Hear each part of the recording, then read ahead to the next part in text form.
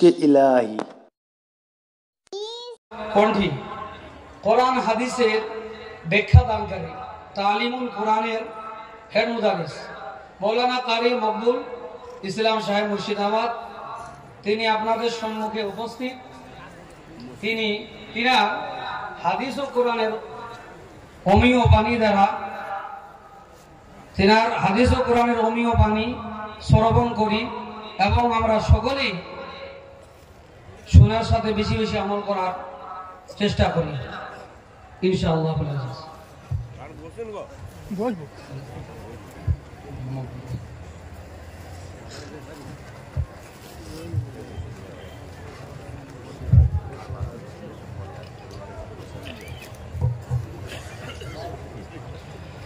আসসালামু আলাইকুম ওয়া রাহমাতুল্লাহি ওয়া বারাকাতুহু। কি গো, আপ সালামের উত্তর মুহাম্মদের সঙ্গে দিবেন না? আল্লাহু আকবার। আল্লাহ নবী জনাবে মুহাম্মদুর রাসূলুল্লাহ সাল্লাল্লাহু আলাইহি সাল্লাম তিনি বলেছেন, আসসালামু ক্বাবলাল কালাম ওয়া কামা ক্বালা আলাইহি সাল্লাতু ওয়া তাসলিম।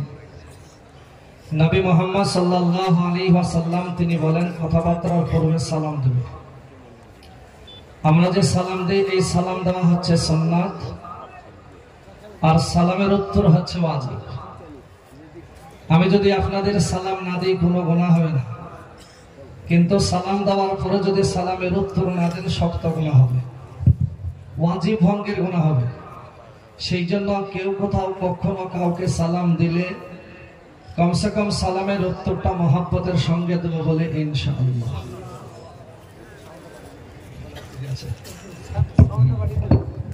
আরেকটি হাদিস আল্লাহর নবী সাল্লাল্লাহু আলাইহি সাল্লাম তিনি বলেছেন, ইজা দাখালতুম বাইতান ফাসাল্লিমু আলা আহলিহি। নবী সাল্লাল্লাহু আলাইহি সাল্লাম তিনি বলেন, যখন তোমরা বাড়িতে প্রবেশ করবে তখন বাড়ির বাসিন্দাদের সালাম দেবে। যে বাড়িতে সালাম দিয়ে প্রবেশ করা হয় সেই বাড়িতে আল্লাহ পাকের রহমত বর্ষিত হয়, বালা মুসিবত দূর হয়ে যায়। সেই জন্য আজ থেকে নিয়ত করে নিই, নিজ নিজ বাড়িতে কিংবা কেউ কারো সাক্ষাতে কারে বাড়িতে গেলে কমসে কম সালামটুকু দেবো বলে ইনশাআল্লাহ। আলহামদুলিল্লাহ আলহামদুলিল্লাহি নাহমাদুহু ওয়া নাস্তাঈনুহু ওয়া নাস্তাগফিরুহু ওয়া নু'মিনু বিহি ওয়া নাতাওয়াক্কালু আলাইহি ওয়া নাউযু বিল্লাহি মিন শুরুরি আনফুসিনা ওয়া মিন সাইয়্যাতি আ'মালিনা। من يهده الله فلا مضل له ومن يضلله فلا هادي له ونشهد أن لا إله إلا الله وحده لا شريك له ونشهد أن سيدنا ونبينا ومولانا محمدا عبده ورسوله إن الله وملائكته يصلون على النبي يا أيها الذين آمنوا صلوا عليه وسلموا تسليما. درود إبراهيم پڑھیے، اللهم صل على محمد وعلى آل محمد كما صليت على إبراهيم وعلى آل إبراهيم إنك حميد مجيد.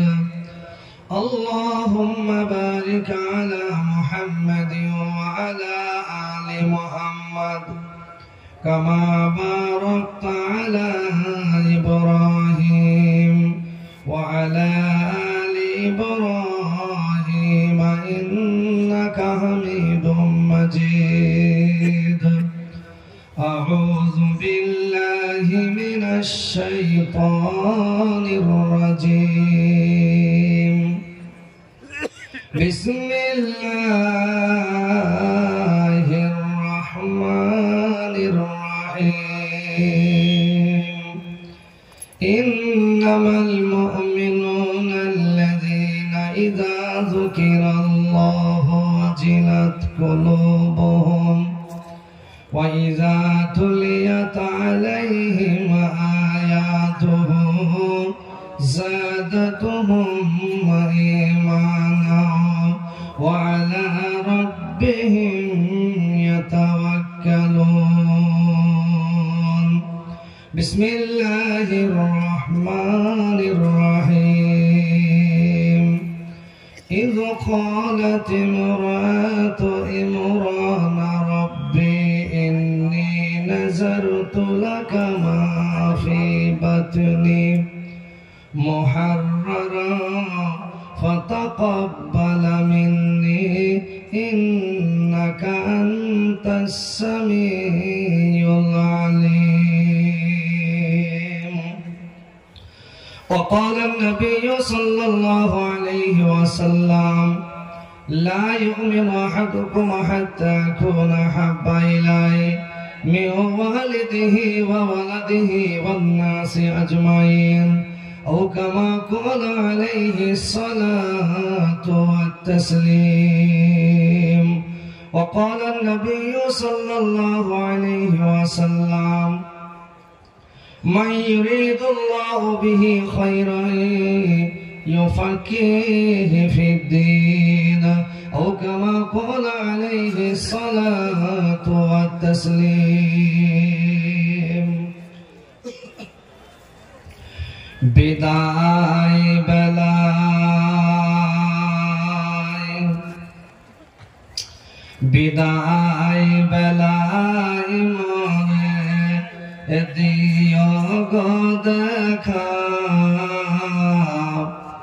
হে প্রিয় রাসূল তব দিদারে হব ধন্য তখন আমি শূন্য দেহ যখন লোটাবে ধোলাই বিদায় বেলায় বিদায় বেলায় মরে দিও গো দেখা হে প্রিয় রাসূল তব দিদারে হব ধন্য তখন আমি শূন্য দেহ যখন লোটাবে ধোলাই বিদায় বেলায়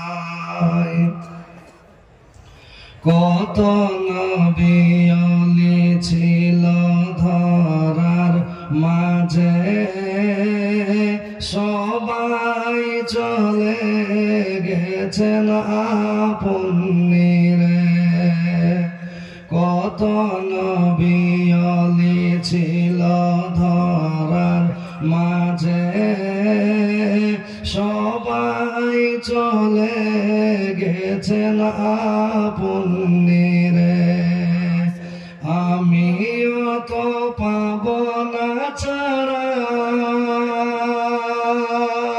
পৌঁছে যাব জীবনের মহলায় বিদায় বেলায় বিদায় বেলায় মরে দিও গো দেখা হে প্রিয় রাসূল তব দিদারে হব ধন্য তখন আমি শূন্য দেহ যখন লোটাবে ধোলাই বিদায় বেলায় কত আদরের ছিল মা বাবা আমার, কেমন আছেন তারা কবর মাঝার। কত আদরের ছিল মা বাবা আমার, কেমন আছেন তারা কবর মাঝার। সে খবর আজও জানা, আমিও তো চলে যাব বেলায় বেলায়, বিদায় বেলায় বিদায় বেলায় মরে দিও গো দেখা। হে প্রিয় রাসূল তব দিদারে হব ধন্য, তখন আমি সন্ন্যাদেহ যখন লুটাবে ধোলাই, বিদায় বেলায়। কত বন্ধু স্বজন ছিল জমিদারি, অপার পথ যাবে সবাই ছাড়ি। মর্গহীন কবরে ফেলে সেই মহা মুসিবতে ভোলো না আমায়। বিদায় বেলায় বিদায় বেলায় মরে দিও গো দেখা। হে প্রিয় রাসূল।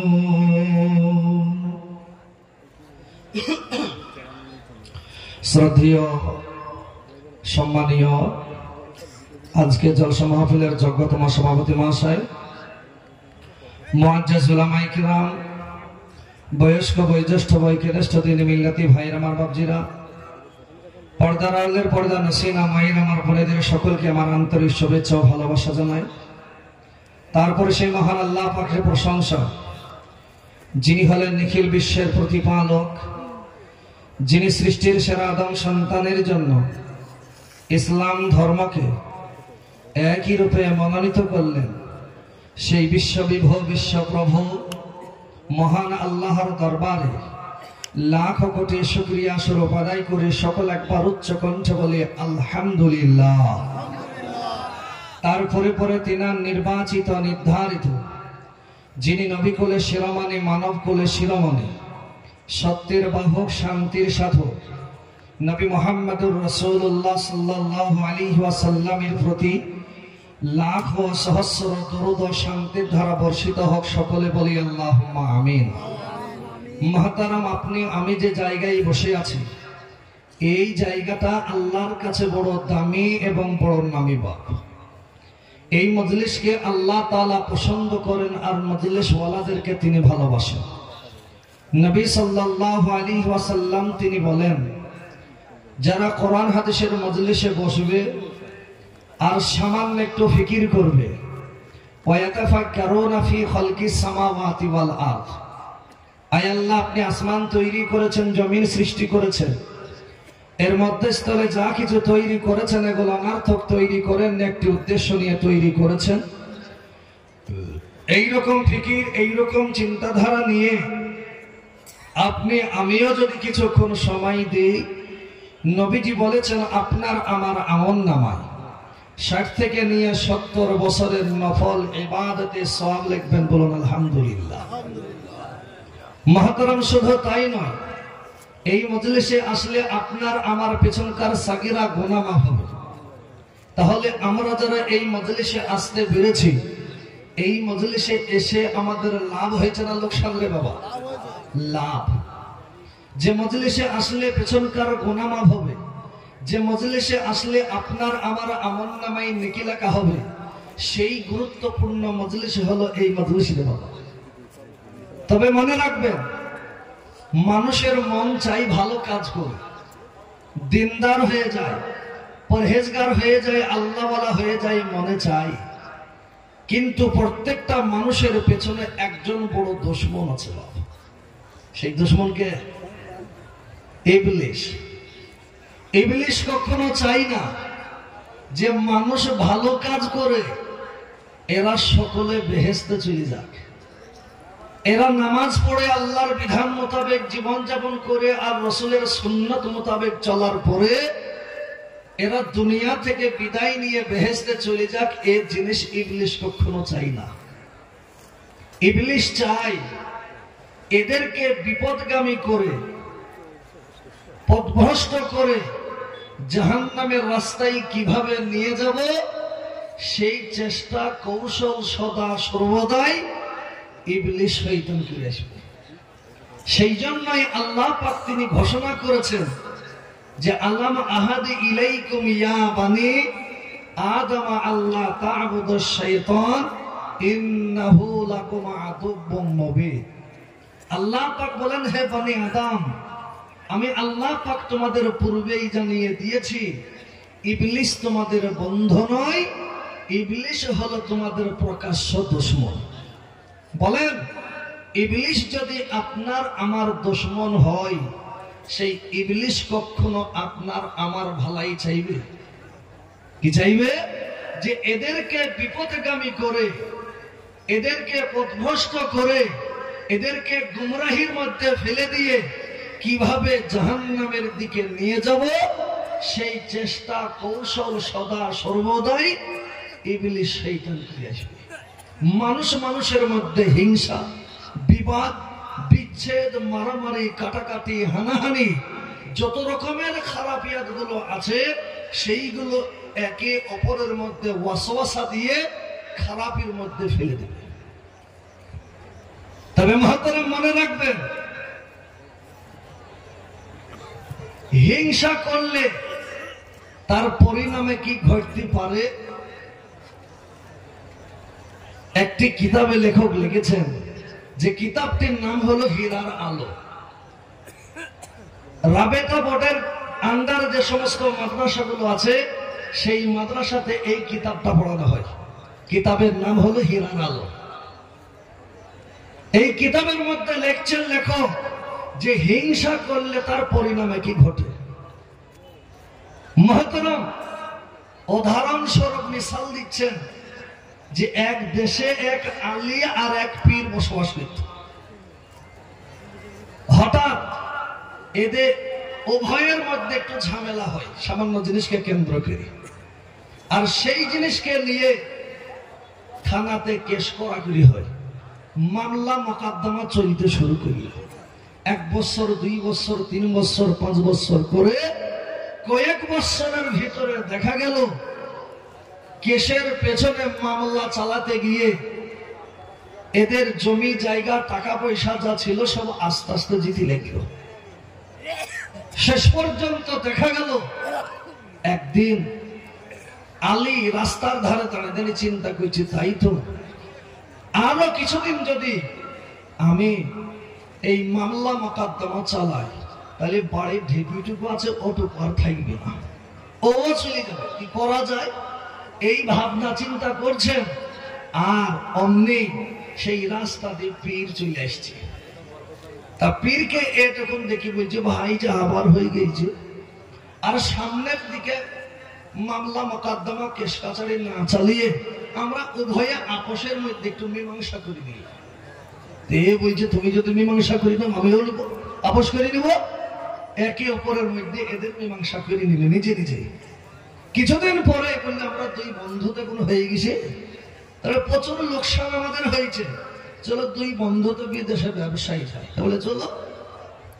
তা পীরের কাছে একটা মাটির বদনা ছিল, এখন তো মাটির বদনা নাই। মহতরম, ওই মাটির বদনাতে আলী পানি হয়েছে, পানি ভরার পরে নিয়ে চলে যাচ্ছে 2 বন্ধু। রাস্তা দিয়ে যেতে যেতে যেতে মরুভূমির বালে এদের পানির পিপাসা পেয়েছে। আলী বলছে, ভাই পীর একটু পানি দাও, পান করব। তা পীর তখন বলছে, ভাই পানি আগে আমি পান করব। বলে কেন? বলে আমিও পিপাসা পেয়েছি, আগে আমি পানি পান করব, করার পরে যদি কিছু থাকে তাই তোকে দিব, আর যদি না থাকে তাই পাবি না। এই বুঝে দিলে আমাকে পানি দিবা না? বলে না। বলে সোজা হলে পানিটাকে আমাকে দাও। বলে কেন? বলে বদনা হইল আমার বদনা ওই পানি ভরে দিয়ে ঈশ্বর আমাকে দিবা না? বলে না, হবে না। বলে দিবা না? বলে না। আলিয়ার না থাকতে পেরে একবারে খামচা বেরিয়ে টেনে ধরেছে বদনার কাদা। এও টানে ও টানে, টানতে টানতে হাত ফসকে বদনাটা নিচে পড়ে গেল। পানি যা ছিল বালিটা টেনে নিল। মহাতারা এরা একে অপরের মুখের দিকে তাকিয়ে আছে, আশ্চর্য কাজ হয়ে গেল। পানিটা যদি ওকেই পান করতে দিতাম এক বদনা, পানি তো পান করতে পারতো না। তা যাক, এখন আর কিছু করার নাই। যে জায়গায় পানিটা পড়ছে সেই জায়গায় এইভাবে তাকিয়ে দিচ্ছে যে সেই জায়গা থেকে এবার ধোঁয়া উঠছে। এরা বুঝছে এখান থেকে এবার ধোঁয়া উঠছে। ব্যাপার কি? কিছুক্ষণ পরে তখন দেখছে একজন নওজওয়ান ওই বালির ভিতর থেকে বের হয়েছে মানুষের আকৃতি নিয়ে। এরা বুঝছে এবার কে? তা যে বের হচ্ছে বালির ভিতর থেকে সে বুঝে তোরা যেন ভয় করিস নি। বলে কে?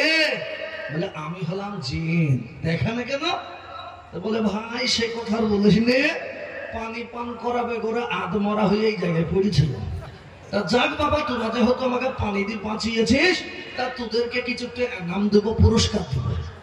তা এই কথা শোনার সঙ্গে সঙ্গে পীর তখন তড়াম করে লাফিয়ে উঠে বলছে, হুজুর যা দেবার আমাকে দেন, আলীকে যেন দিবেন না। বুঝলি কেন? বলে পানিটা আসলে আপনাকে আমি দিচ্ছি, আমার পানি। আলী বলছে হুজুর খোদার গিরে বদনা আমার পানি আমাকে দেন। তা এ পীর বলছে হুজুর আমাকে দেন, ওকে যেন দিবেন না। একে অপরের মধ্যে হিংসা শুরু হয়ে গেল। তা জিনটা তখন বলছে যে আমাকে কে পানি দিয়ে বাঁচিয়েছে তা তো আমি দেখে নে। তারা তোমরা দুইজনে চোখ বন্ধ করে দাঁড়াও, আমি পরীক্ষা করবো তোমাকে। দুইজনে চোখ বন্ধ করে এইভাবে দাঁড়িয়েছে। দুইজনের বগলে হাত ভরে দিয়ে আকাশ দিয়ে উড়ে গিয়ে এক বড় পুষ্করের পাশে নামে দিচ্ছে। নামে দেওয়ার পরে বলে চোখ খোলো। চোখ খুলে দেখছে বড় পুষ্কর। বলে এই পানিতে নামো। বলে কি হবে? বলে এই পানিতে যে বেশিক্ষণ ডুব মেরে থাকতে পারবে জানবো সেই আমাকে পানি দেবা চাইছে, আর তাকেই দেবো পুরস্কার। বলে তাই হবে। এই বলে আলী আর পীর একসঙ্গে নেমে পড়েছে। নামার পরে কিছুক্ষণ পরে পীর আর না থাকতে পেরে উঠে পেয়েছে। উঠে দেখছে আলী ওখানে ওঠেনি, এবার ভস্কর ডুব বেরিয়েছে। আলী কিছুক্ষণ পরে উঠে পড়েছে, দেখছে পীর এখনো উঠেনি, দেখতে মালও পেয়ে যাবে, এবার ডুব মেরেছে। এইরকম করতে করতে সন্ধ্যা হয়ে গেছে। জিনটা তখন বলছে তোর কার্যকলাপ দেখে আর আমার ভালো লাগলো না। এই দুইজনকে দেখিয়ে সামনে ডেকে বলছে যে বলো তোমরা দুইজনের ভিতরে কে কি চাও, বলে তোমাদের দুইজনকে পুরস্কার দেবো। পীর তখন বলছে হুজুর তা দিবেন কেন? আমাকে দেন, ওকে দিবেন? আমাকে দেন, যা দিবা। জিনটা তখন বলছে এত তোমাদের ঝামেলা হচ্ছে, তাহলে এক কাজ করো, তোমাদের দুইজনের ভিতরে একজনা চাও। যে প্রথমে চাইবে তাকে যা দেব, যে চাইবে না তাকে তার ডবল দেবো। এবার কি বলছিল জিনটা? জিনের কথা শুনে আলী এবার মনে মনে চিন্তা করতে লাগলো, তাই তখন কি বা চাইবো? আমি যদি বলি হুজুর একটা বিল্ডিং বানিয়ে দেন, তাহলে আমাকে একটা দিবা, রকে দেবে ডবল। আমি যদি বলি হুজুর একটা আমাকে গাড়ি কিনে দেন, তাহলে আমাকে একটা দিবা, রকে দেবে ডবল গাড়ি। আমি তো চাই যে ওর কিসের লোকসান হবে, ওর কিসের ক্ষতি হবে, ওর যে ভালো হয়ে যাচ্ছে কি করা যায়। অনেকক্ষণ জিম ধরে থাকার পরে পীর তখন বলছে হুজুর কোনো জিনিস নেওয়ার নাই, তবে কয়েকটা জিনিস দিয়েই যান। বলে কে? বলে আমার এক চোখ কানা করে দেন আর একটা ঠ্যাং খোড়া করে দেন। তাহলে আমার যদি একটা করে হয় ওর ডবল হবে। হুজুর কিনে দেন। সুবহানাল্লাহ। জিনটা তখন বলছে হারে মানব, আমি মনে করেছিলাম তোদের দুইজনকে কিছু এনাম বা পুরস্কার দিব, কিন্তু তোদের ভিতরে একে অপরের মধ্যে এত হিংসা, ওই হিংসা করার কারণে তোদের যা পাওনা ছিল তোরা ঠিক তাই বলে যা। এই বলে একজনের এক চোখ আর এক ঠ্যাং ফোড়া করে দিল, আর সঙ্গে সঙ্গে উভয় ব্যক্তির দেখুন দুই ঠ্যাং আর দুই চোখ অন্ধ হয়ে গেল। এগুলো কাদের ভিতরে থাকবে? মুমিনদের ভিতরে, ইমানদারদের ভিতরে থাকবে, আল্লাহওয়ালাদের ভিতরে থাকবে। এগুলো হলো মুনাফিকদের চিহ্ন। আর ইমানওয়ালা কারা? আল্লাহ পাক বলেন ইন্নামাল মুমিনুনা আল্লাযীনা ইযা যুকিরাল্লাহু ওয়াজিলাত কুলুবুহুম ওয়া ইযা তুলিয়াত আলাইহিম আয়াতুহু যাদাতুহুম ঈমানান ওয়া আলা রাব্বিহিম ইয়াতাওয়াক্কালুন। আল্লাহ পাক বলেন নিশ্চয়ই ওরাই হলো মুমিন। ইন্নামাল মুমিনুনা আল্লাযীনা ইযা যুকিরাল্লাহ, আল্লাহ পাক বলেন নিশ্চয়ই ওরাই হলো মুমিন যাদের সামনে আল্লাহ তাআলার নাম লওয়া হয়। আল্লাহ আল্লাহ বলার সঙ্গে সঙ্গে মুমিন যারা হবে, আল্লাহ বলা যারা হবে, আল্লাহর ভয়ে তাদের হৃদয়টা কেঁপে উঠবে। আল্লাহ এই শব্দ শোনার সঙ্গে সঙ্গে মুমিনদের হৃদয় কেঁপে উঠবে।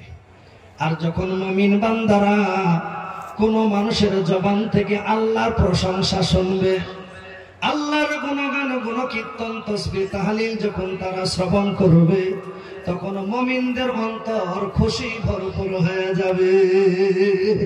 وَإِذَا تُلِيَتْ عَلَيْهِمْ آيَاتُهُ, আর ওই রকম মুমিন বান্দার সামনে যখন কোরআন হাদিসের আলোচনা করা হবে, মুমিন বান্দারা কোরআন হাদিসের কথা তারা যত শ্রবণ করবে, যাদাতুহুম ঈমানা, তত তাদের ঈমানে পার বাড়িয়ে দিবে। বলুন সুবহানাল্লাহ।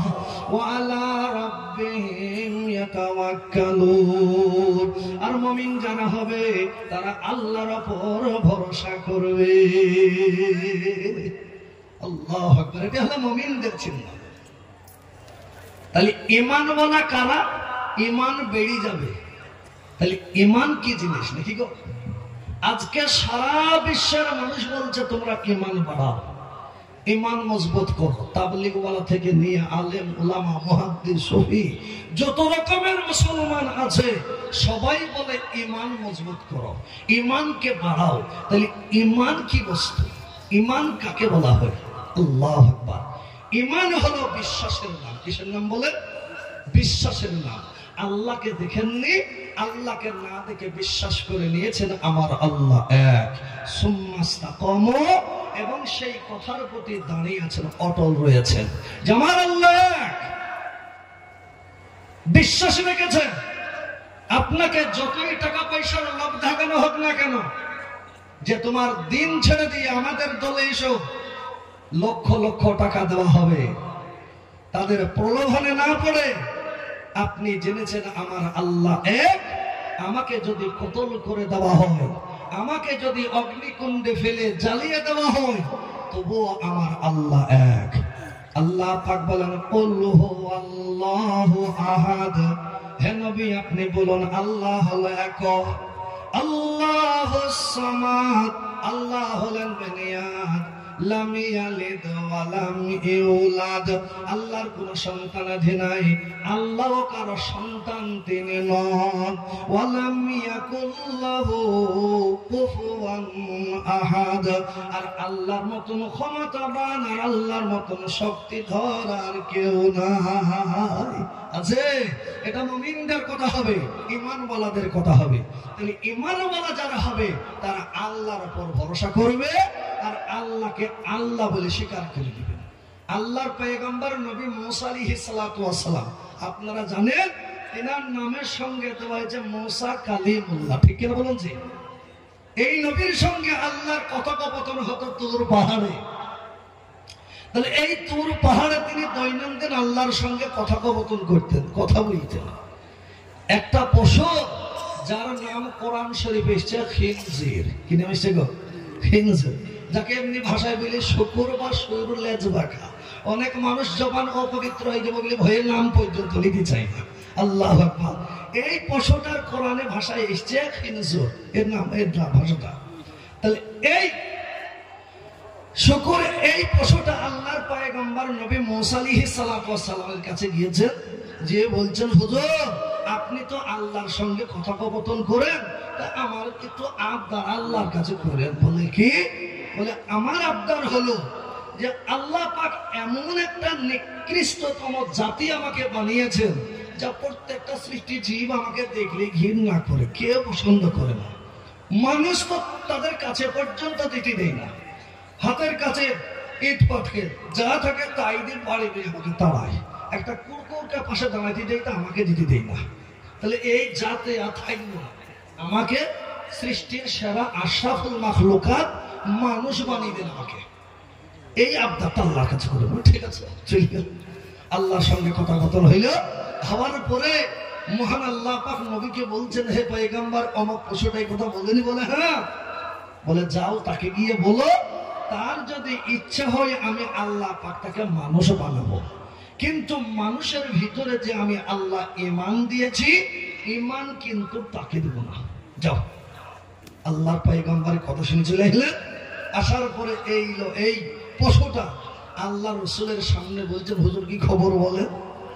আল্লাহর পয়গম্বর বলেন, আল্লাহ পাক বলেছেন তোমাকে মানুষ বানাবে বটে, কিন্তু মানুষকে যে আল্লাহ পাক ঈমান দিয়েছে সেই ঈমান তোমাকে দিবে না। তা বলে তাহলে আর মানুষের আকৃতি নিয়ে জীবন যাপন করার দরকার নাই। বলে কেন? মানুষের চেহারা নিয়ে যদি জীবন যাপন করি আর মৃত্যুর পরে কিয়ামতের দিনে আল্লাহর সামনে কাঠগড়ায় আমাকে দাঁড় করানো হবে।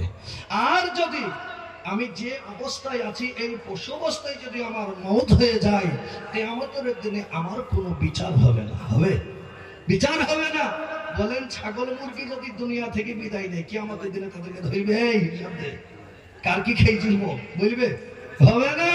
কিয়ামতের দিনে ওদের একটাই বিচার হবে। দুনিয়ায় যদি কাউকে একটা দুর্বল গরুকে সবল গরুতে ঢিপিয়েছে, আল্লাহর কাছে অভিযোগ হবে। মহান আল্লাহ পাক বলবেন, যাও, যে দুনিয়াতে দুর্বল ছিল সে একটু সবল হয়ে যাবে। সে সবল হয়ে যাবে, যাকে ঢিপিয়েছিল তাকে ঢিপিয়ে দিবে, যাও তোমার বিচার হয়ে গেল। আল্লাহ পাক এবার তাদেরকে বলবে, যাও তোমরা মাটি হয়ে যাও। কি হয়ে যাও? তোমরা মাটি হয়ে যাও। প্রত্যেকটা সৃষ্টি যে মানব আর জিন ছাড়া এই পশু পক্ষী যা আছে এরা সব মাটি হয়ে যাবে মহতরম। আর এই বিচার হবে মানব আর জিন সম্প্রদায়ের বাবা। সেই জন্য মহতরম আমি আপনাদেরকে বলতে চাই, ঈমান হলো আল্লাহর কাছে সবচাইতে বড় দামি। ঈমানওয়ালার জন্য আল্লাহ পাক গোটা বিশ্বের নিয়ামতকে তিনি রেখেছেন। বলুন আলহামদুলিল্লাহ। বাপজি আমার ভাইয়েরা, ঈমানওয়ালা সম্পর্কে আল্লাহ পাক বলেন, ঈমানওয়ালাদের 7টি চিহ্ন হবে। প্রথম নম্বর হলো আমানতু বিল্লাহ, আমি ঈমান আনয়ন করলাম আমার এক আল্লাহর উপর। সুম্মা ইসতাকামু, এবং সেই কথার প্রতি সে দৃঢ়তা স্থাপন করবে, মজবুতের সঙ্গে দাঁড়িয়ে থাকবে। আল্লাহকে আল্লাহ বলে যখন সে স্বীকার করে নেবে, আল্লাহ ছাড়া দুনিয়ার কারো কাছে তার মাথা নত হবে না, আল্লাহর কাছেই হবে। আর যা কিছু চাওয়ার দরকার হবে কার কাছে চাইবে? আল্লাহর কাছে। আমরা যখন নামাজ পড়ি, নামাজ পড়ার সময় আমরা সূরা ফাতিহার ভিতরে পড়ি, ইয়্যাকা না'বুদু ওয়া ইয়্যাকা নাস্তাঈন। পড়ি কি পড়ি না? বলুন যে আল্লাহু আকবার। আল্লাহ পাক বলেন, ইয়্যাকা না'বুদু ওয়া ইয়্যাকা নাস্তাঈন। আয় আল্লাহ, আমরা তোমার ইবাদত করি, ওয়া ইয়্যাকা নাস্তাঈন, আর তোমার কাছে আমরা সাহায্য প্রার্থনা করি। একবার জোরে বলুন, কার ইবাদত করি আমরা? আর সাহায্য প্রার্থনা করি কার কাছে? আল্লাহর কাছে। তাহলে আল্লাহ বাদ দিয়ে দুনিয়ার কার কাছে মুসলমানের মাথা নত হবে না। হবে কি? কার কাছে মাথা নত হবে আপনার আমার? বলো আল্লাহর কাছে। আল্লাহ বাদ দিয়ে দুনিয়ার যত রকমের সৃষ্টি যে আছে, গাছের কাছে মাথা নত করা যাবে না, মূর্তি পূজার কাছে মাথা নত করা যাবে না, দরগায় মাথা নত করা যাবে না, কবরের কাছে মাথা নত করা যাবে না। যাবে একজনের কাছে, তিনি হলেন কে? আমার আল্লাহ। আল্লাহ ছাড়া দুনিয়ার কারো কাছে মুসলমানের মাথাটা নত হবে না। আর যদি করি ফেলেন কি হবে? শিরকিয়াতের গুনাহ হবে, সব চাইতে বড় গুনাহ হবে। বাপজি আমার ভাইরা, অনেক মানুষকে দেখা যায় আল্লাহকে বাদ দিয়ে গায়রুল্লাহর কাছে ইবাদত করে, গায়রুল্লাহর প্রার্থনা করে। আল্লাহ পাক সেই জন্য বলেন, বান্দা তোমরা যদি আমি আল্লাহকে ছাড়া কাউকে সিজদা করো, কাল কিয়ামতের ময়দানে বড় বিপদের মধ্যে পড়ে যাবে। আল্লাহর ইবাদত করতে হবে, আল্লাহ ছাড়া কারো কাছে নয়। যদি আল্লাহকে বাদ দিয়ে অন্য তোমার কাছে আপনি কোনো জিনিস চান বা কিছু করেন, তাহলে আল্লাহ পাকের কত বড় গুসা হবে দেখুন, রাগ হবে দেখুন।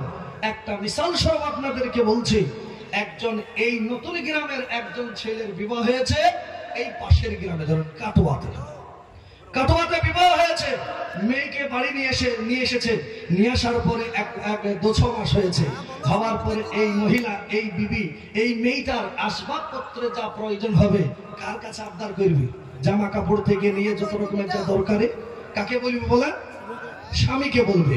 এবার স্বামীকে না বলে, স্বামীর কাছে আবদার না করে যদি ওই বাড়ির পাশে একজন যুবকের কাছে চায়, যুবককে যদি বলে ভাই আমাকে একটা জামা কিনে দেবো, একটা শাড়ি কিনে দাও, একটা অমুক জিনিস এনে দাও, এই বলি যদি মেয়েটা পর পুরুষের কাছে চায়, আর ওই বেগানা পর পুরুষ যদি ঝোলা বুঝাই করে মাল এনে এই মেয়েটার হাতে দেয়, আর তার স্বামী যদি দেখতে পায়, তাহলে খুব খুশি হবে নাকি?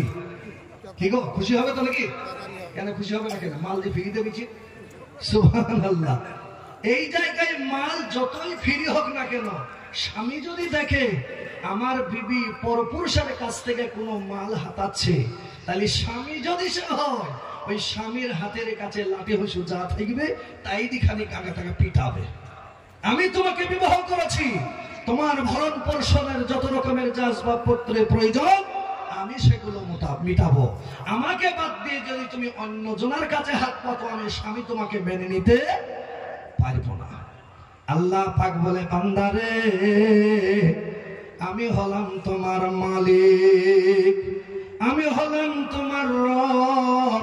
আমি আল্লাহকে বাদ দিয়ে যখন তুমি ওই গায়রুল্লাহর কাছে কোনো জিনিস চাও, আমি আল্লাহ ওই স্বামীর চাইতে বেশি রাগান্বিত হয়ে যাই। সেই জন্য কার কাছে চাইবো বলে?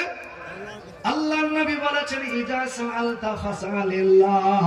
আল্লাহর নবী বলেছেন তোমার যখন কোন জিনিসের প্রয়োজন হবে, তখন তুমি আমার আল্লাহর কাছে চাইবে।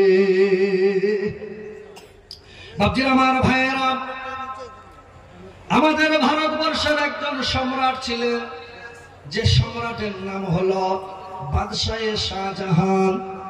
মোগল সম্রাট তিনি ছিলেন। তিনার জামানায় একজন ভিক্ষুক মানুষের দ্বারে দ্বারে ভিক্ষা করে বেড়ায়। মানুষের দোয়ানা, চারানা, পাঁচানা যে যেমন পারে তাকে দান করে, আর তার সংসারটা কি বলে চলে যায়। একজন যুবক মানুষ ওই লোকটিকে দেখে বলে, বাবা আমি সেই ছোট্টবেলা থেকে দেখি আপনি মানুষের দ্বারে দ্বারে ভিক্ষা করেন, কিন্তু এখনো পর্যন্ত আপনার কোনো পরিবর্তন হয়নি। কোনো পরিবর্তন আপনার নাই, এখনো বৃদ্ধ মুরব্বী হয়ে গেছেন, তবুও মানুষের দ্বারে দ্বারে ভিক্ষা করে বেড়াচ্ছেন। আল্লাহু আকবার। আর এখনকার জামানার ভিক্ষুক কিছু আছে, আমি তাদের নিন্দা করছি না। এখনকার জামানার কিছু ভিক্ষুক আছে, তাদের ব্যবসা হয়ে গেছে কিছু মানুষের, সবারই নয়। দেখেন কার 2 তলা 3 তলা কার জন্য বাড়ি হয়ে গেছে। সুবহানাল্লাহ। বাপজি আমার ভাইয়েরা, ওই ভিক্ষুক মুরব্বী লোকটি বললেন, বাবা আমি মানুষের দ্বারে দ্বারে যাই, মানুষের দোয়ানা, চারানা, পাঁচানা করে তারা দান আমাকে করে, কি বলে আমার সংসারটা চলে যায়, উদ্বৃত্ত কিছু রাখতে পারেনি। ওই লোকটি বললেন, যুবক বলেন, বাবা আমি তোমাকে একটা সৎ পরামর্শ দেব। বলে কি? বলে আমাদের যিনি মোগল সম্রাট বাদশাহ শাহজাহান, তিনি বড় দয়ালু মানুষ। ওই লোকটির কাছে যাও, গিয়ে তোমার মনের দুঃখের কথা একটু বলো, বাদশাহ তোমাকে একবারে যা দিয়ে দিবে, যে কয়টা দিন তুমি বাঁচবে বসে বসে তুমি খাবে।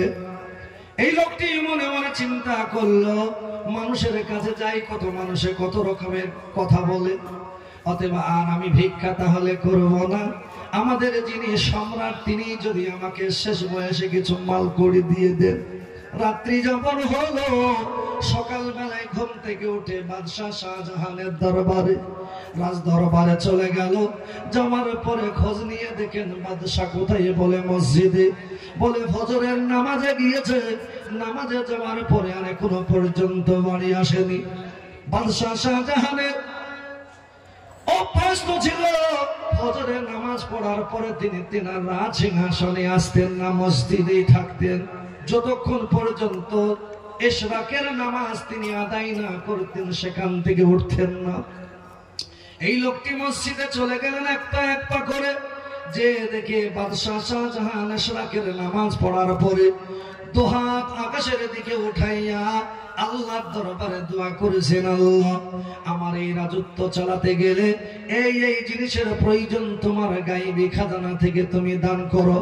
আল্লাহ আমার প্রজাদের এই জিনিসের যার যে জিনিসের প্রয়োজন তুমি দান করো। এই বলে বলে কাকুতি মিনতি করে সেই লোকটি কান্না করেছেন, আর ভিক্ষুক লোকটি দূরে থেকে সব তিনি দেখছেন।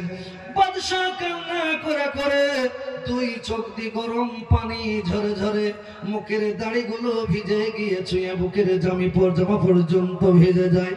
দীর্ঘক্ষণ দোয়া করার পরে যখন দোয়া সমাপ্ত হয়ে গেল, এবার বাদশা যখন মসজিদ থেকে মুখের পানিগুলো মুছতে মুছতে বের হয়ে আসছে, ভিক্ষুক লোকটি সামনে গিয়ে সালাম দিয়ে দিলেন, আসসালামু আলাইকুম ওয়া রাহমাতুল্লাহ। সালাম যখন দিয়েছেন, বাদশা শাহজাহান সালামের উত্তর দিয়ে দিলেন।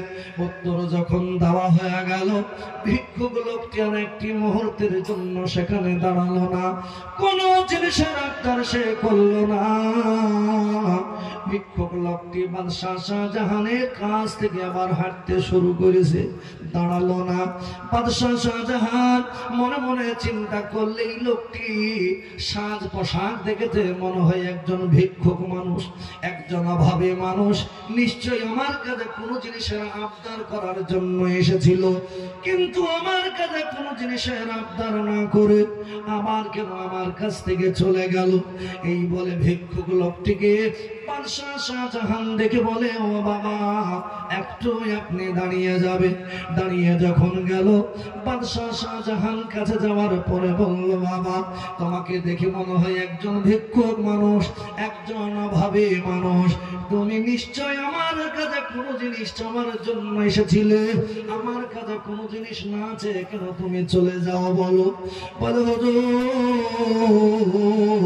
নিশ্চয় আমি একজন গরিব মানুষ, একজন আমি মিসকিন মানুষ, অভাবী মানুষ, আপনার কাছে কিছু পাওয়ার জন্য আমি এসেছিলাম। কিন্তু হুজুর আপনার কাছে কি আমি চাইবো, কি আপনার কাছে আমি আবদার করব? আপনার কাছে এসে দেখি আপনি তো আরেকজন মালিকের কাছে আপনি চাচ্ছেন। আপনার কাছে চাওয়ার জন্য আমি এসেছিলাম, কিন্তু দেখি আপনি আরেকজন কোন মালিকের কাছে চাচ্ছেন। আমি ঠিক করে নিয়েছি, যিনি হলেন বাদশাহ, যিনার কাছে আমি চাওয়ার জন্য এসেছিলাম, সেই লোকটি যদি আরেকজন বাদশার কাছে চায়, কাকুতি মিনতি করে, সেই বাদশাহ যদি তাকে দান করে, আমি তাহলে দুনিয়ার কোনো বাদশার কাছে চাইব না, দুনিয়ার কোনো মানুষের কাছে আবদার করব না। যিনি বাদশার বাদশাহ, যিনি শাহানশার শাহানশাহ, সেই মহান আল্লাহর কাছে আমিও চাইব। তিনি যদি বাদশাকে দিতে পারেন, নিশ্চয়ই আমার মতন একজন অভাবী গরিব মিসকিনকেও তিনি দিতে পারেন। বলুন সুবহানাল্লাহ। সেই জন্য ভাবছেন আমার ভাইয়েরা, প্রথম নাম্বার হলো আল্লাহর উপর ঈমান আনা, আমানতু বিল্লাহ, আমি ঈমান আনায়ন করলাম আমার এক আল্লাহর উপর। দ্বিতীয় নাম্বার হচ্ছে ওয়া মালাইকাতিহি, সমস্ত ফেরেশতাগণের প্রতি আপনাকে বিশ্বাস নিয়ে আসতে হবে। আপনি যদি বলেন আমি ফেরেশতাদের মানি না, তাহলে আপনি খাঁটি ঈমানওয়ালা মুসলমান হবেন না। আল্লাহ পাক এই বিশ্ব ভবনকে ঠিক রাখার জন্য আল্লাহ অসংখ্য ফেরেশতা তিনি তৈরি করেছেন। এই ফেরেশতাগণের প্রতি আপনাকে ঈমান নিয়ে আসতে হবে, বিশ্বাস আনতে হবে। তৃতীয় নম্বর হচ্ছে ওয়া কুতুবিহি, কিতাবের বহু বচন হলো কুতুব। এই কিতাব সমূহের প্রতি আপনাকে ঈমান নিয়ে আসতে হবে। কিতাব বলতে আসমানি কিতাব, বড় কিতাব হলো 4 খানা, আর ছোট্ট ছোট্ট কিতাব আরো ছিল 100 খানা, যাদেরকে বলা হয় সহিফা। অন্যান্য নবীদের উপর মহান আল্লাহ পাক তিনি দান করেছিলেন। আর 4টি বড় কিতাব, একটি কিতাবের নাম হলো জবর শরীফ, যে কিতাবকে মহান আল্লাহ পাক হযরতে দাউদ আলাইহিস সালাতু ওয়াস সালামের প্রতি অবতীর্ণ করেছিলেন। দ্বিতীয় নম্বরে কিতাবের নাম হলো তাওরাত শরীফ, যে কিতাবকে আল্লাহ পাক নবী মূসা আলাইহিস সালাতু ওয়াস সালামের প্রতি দান করেছিলেন। দ্বিতীয় নম্বর কিতাবের নাম হলো ইনজিল শরীফ, যে কিতাবকে মহান আল্লাহ পাক হযরতে ঈসা আলাইহিস সালাতু ওয়াস সালামের প্রতি অবতীর্ণ করেছিলেন। আর চতুর্থ নম্বর কিতাবের নাম হলো পবিত্র কোরআন মাজিদ, যে কোরআন মাজিদ আজকে মুসলমানদের প্রত্যেকটা বাড়িতে অন্তরে ভরা আছে, বলুন সুবহানাল্লাহ। তবে এই জামানায় ইনজিলের বিধান চলবে না, জবুরের বিধান চলবে না, আপনার তাওরাতের বিধান চলবে না, চলবে এই জামানায় আল্লাহর পবিত্র কোরআন আর নবী মুহাম্মদুর রাসূলুল্লাহ সাল্লাল্লাহু আলাইহি সাল্লামের সুন্নাহ ব্যতীত অন্য কোন জিনিস চলতে পারে না, বলুন সুবহানাল্লাহ। ও আমার ভাইয়েরা, চতুর্থ নম্বর হচ্ছে রাসূলিহি, সমস্ত রাসূলগণের প্রতি আপনাকে বিশ্বাস নিয়ে আসতে হবে। আপনি যদি বলেন অন্যান্য রাসূলদেরকে আমি মানি না, আমি মানি শুধু আখিরি জামানার পয়গম্বরকে, ঈমানওয়ালা হবেন বটে, কিন্তু খাঁটি ঈমানওয়ালা মুসলমান আপনি হবেন না। আপনাকে প্রত্যেকটা নবীর প্রতি বিশ্বাস নিয়ে আসতে হবে। আল্লাহ পাক পৃথিবীর বুকে যতগুলো নবী এবং রাসূল তিনি পাঠিয়েছেন, সমস্ত নবী এবং রাসূলগণের প্রতি বিশ্বাস নিয়ে আসতে হবে। 5 নম্বর হচ্ছে ওয়াল ইয়াউমিল আখির, শেষ দিনের প্রতি আপনাকে ঈমান আনতে হবে। শেষ দিন বলতে এই যে পৃথিবীর বুকে রয়েছে, এই পৃথিবী একদিন খতম হবে, এই পৃথিবী একদিন ধ্বংস হবে। যেদিন ধ্বংস হবে, যেদিন খতম হবে, সেই দিনের প্রতি আপনাকে ঈমান আনতে হবে। তাহলে এই যে পৃথিবীর বুকে রয়েছে, এই পৃথিবীতে একদিন খতম হয়ে যাবে, একদিন ধ্বংস হয়ে যাবে। তাহলে যেদিন ধ্বংস হবে সেই দিনের প্রতি আপনাকে বিশ্বাস নিয়ে আসতে হবে যে সেই দিন কিয়ামত আল্লাহ সংঘটিত করবেন। বাপজিরা আমার ভাইয়েরা, 6 নম্বর হচ্ছে ওয়াল কদরি খায়রিহি ওয়াশ শাররিহি মিনাল্লাহি তাআলা, ভালো এবং মন্দ যাহা কিছুই ঘটুক না কেন আমার আল্লাহর পক্ষ থেকেই ঘটে, এই কথার প্রতি আপনাকে বিশ্বাস নিয়ে আসতে হবে। তাকদীরের প্রতি, আপনার তাকদীরের লেখনী আল্লাহ পাক যতটুকু লিখে দিয়েছে সেইটুকুর প্রতি আপনাকে বিশ্বাস নিয়ে আসতে হবে। আমার ভাগ্যই যতটুকু রেখেছেন সেইটাই হবে, আমার ভাগ্যই যতটুকু লেখেননি তা কখনো হবে না। বুঝতে পেরেছেন? অনেক মানুষ আমরা বিভিন্ন রকমের আশা করি, ভরসা করি এই জিনিসটা হয়তো আমি পাবো, কিন্তু মনে রাখবেন আল্লাহ যদি আপনার তাকদীরে লিখে দেন তাহলে সেটা পাবেনই পাবেন। আর যদি আপনার তাকদীরে যদি আল্লাহ না লিখে রাখেন তাহলে হাজার চেষ্টা করলেও সে জিনিস পাবেন না। এইটার নাম হলো তাকদীর বিশ্বাস। আল্লাহর উপর এইটার বিশ্বাস আপনাকে রাখতে হবে। বাপজিরা আমার ভাইয়েরা, এই জায়গায় আরেকটা মিসাল আপনাদেরকে দেব যে মহতরম, যে খায়রিহি ওয়া শাররিহি মিনাল্লাহি তাআলা, ভালো এবং মন্দ যাহা কিছুই ঘটুক না কেন আল্লাহর ইশারায় ঘটে, এই বিশ্বাসটা মুমিনরা করবে, ঈমানওয়ালারা করবে যে আল্লাহ যা করে মানুষের মঙ্গলের জন্য করে। কিসের জন্য করে বলে? আমরা যে বেয়াদবি করি, আমরা যে খারাপিয়াত করি, আল্লাহ পাক যদি আমার প্রতি আপনার প্রতি দয়া অনুগ্রহ না করে তাহলে আমাদেরকে আল্লাহ পাক কবে হালাক করে দিতেন, কবে আমাদেরকে শেষ করে দিতেন। কিন্তু আল্লাহ পাক আমাদের খারাপিয়াতের দিকে না তাকাইয়া সদা সর্বদাই মহান আল্লাহ পাক আপনার আমার প্রতি দয়া অনুগ্রহ করুণা সদা সর্বদাই পৃথিবীর বুকে তাকাচ্ছে। বলুন আলহামদুলিল্লাহ। মুহতারাম, একজন বাদশা, একজন মুসলমান বাদশা, মালের জন্য টাকা পয়সার কোন জিনিসের কমতি নাই, যে আল্লাহ যা করে মানুষের মঙ্গলের জন্য করে, এইটার মিসাল দিচ্ছি, এইটার উদাহরণ। মুহতারাম, এটার উদাহরণ হলো যে এই বাদশা আর একজন উজির বসে বসে গল্প গুজব করছে। কিছুক্ষণ পরে বাদশা তখন উজিরকে বলছেন, উজির একটু নাস্তার ব্যবস্থা করতে পারো? তবে ঠিক আছে, হলো। চলে গেল। যাওয়ার পরে একটা মোটা আপেল আর একটা ধারালো অস্ত্র চাকু নিয়ে চলে এসেছে। আসার পরে বাদশার সামনে উজির কাটবে। উজিরকে বাদশাহ বলেন, উজির আমার হাতে দাও। বাদশাকে উজির বলেন, জাহাপনা আপনার খেদমত আমি করি। বলে, আমার মনে চাচ্ছে আপেলটা আমি নিজে হাতে কেটে খাবো। তা বাদশার হাতে আপেলটাকে দিয়ে দিলেন আর ধারালো চাকুটি করে দিয়েছে। দেওয়ার পরে বাদশাহ বিসমিল্লাহ বলে জোরে আপেলের উপর দাবন দিয়েছে। আপেলটা কেটে গিয়ে বাদশার এই আঙুলের মাথাটা ছিটে গেছে, দিয়ে রক্তপাত হচ্ছে। আল্লাহু আকবার। বাদশার চোখে পানি আর মনে মনে জোরে জোরে বলছেন বড় লোকসান হয়ে গেল, বড় ক্ষতি হয়ে গেল আজকে। এইরকম ভাবে বারবার মুখ দিয়ে বলছেন। উজির বলছেন জাহাপানা নিশ্চয়ই এর মধ্যে কোনো মঙ্গল নিহত রয়েছে, নিশ্চয়ই এর মধ্যে কোনো ভালাই আছে, সেই জন্যই আপনার আঙুলটা কেটেছে হুজুর। আল্লাহু আকবার। বাদশাহ বলে আমার হাত কেটে আঙুল কেটে গিয়ে লোকসান হয়ে গেল, আর তুমি বলছো এর মধ্যে ভালাই আছে? বলে নিশ্চয়ই কোনো ভালাই আছে, সেই জন্য এই ঘটনা ঘটেছে। বাদশাহ জ্ঞানী করে মানুষ চুপ হয়ে গেল। ঠিক টাইমে এর উত্তর আমি দেবো। কিছুদিন পরে বাদশাহ এবার উজিরকে বলছেন চলো আমরা জঙ্গল সফলকে আসি। চলে গেলেন। যাওয়ার পরে জঙ্গলের এদিক ওদিক ঘোরাফেরা করার পরে দেখছেন সামনে একটা ইঁদারা দেখতে পেয়েছে। দেখতে পাওয়ার পরে এই বাদশাহ দেখুন উজিরকে বলছে দেখো তো পানি আছে কি, পানি আছে কি, এইভাবে দেখতে গিয়েছে। আর বাদশাহ উজিরকে পেছন দিক থেকে এক ধাক্কা দিয়ে ইঁদারার পানিতে ফেলে দিচ্ছে। ঠান্ডার সময় মহতরম উজির বলছেন জাহাপানায় কি কাজ করলেন? বলে আল্লাহ যা করে মানুষের মঙ্গলের জন্য করে। সেদিন আমার আঙুল কেটে গিয়ে বলছিল এর মধ্যে ভালোই আছে, তা তুমি এই ঠান্ডা পানিতে পড়ে থাকো।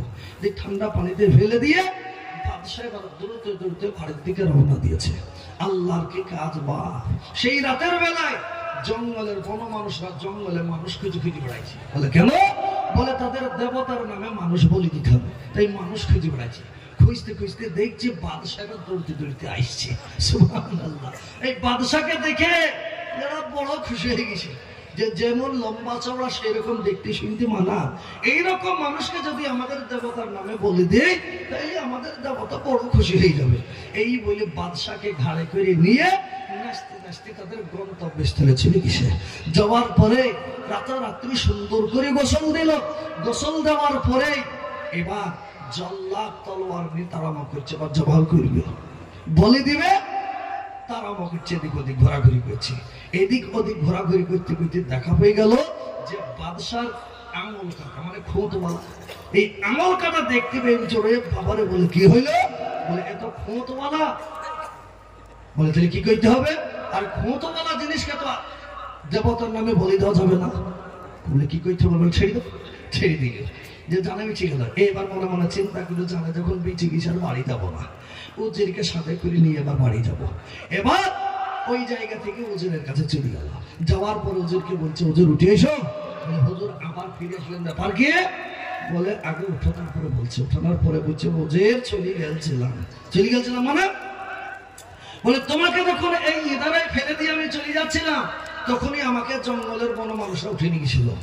তা যাক আমাকে জবাব করবে সেই টাইমে আমার এই আঙুলটা কাটাছে। সেদিন আপেল কাটতে যে কেটে চলে বলে আমার বাপের বাঁচা, না হলে আজকের দিনে যে আমি কোথায় চলে যেতাম, দুনিয়ার কোন মানুষ আজকে আমাকে খুঁজে পেত না।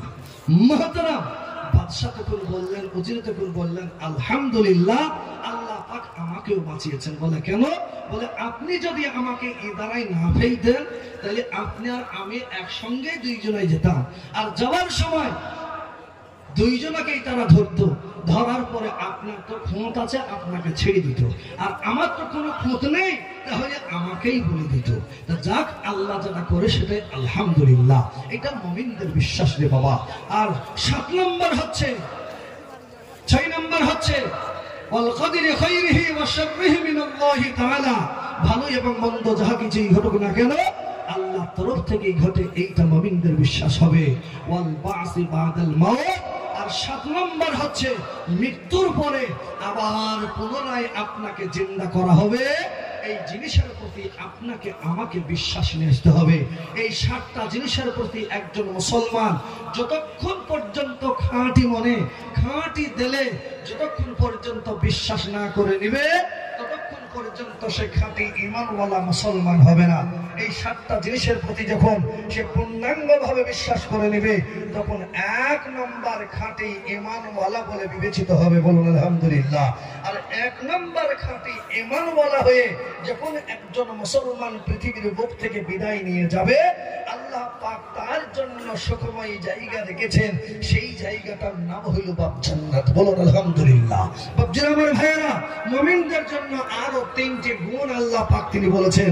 যারা মুমিন হবে, আল্লাহওয়ালা দিনদার হবে, তাদের চেনার উপায় হলো তাদের মধ্যে 3টি সিফাত বা 3টি গুণ তাদের মধ্যে বিদ্যমান থাকবে। প্রথম নাম্বার হলো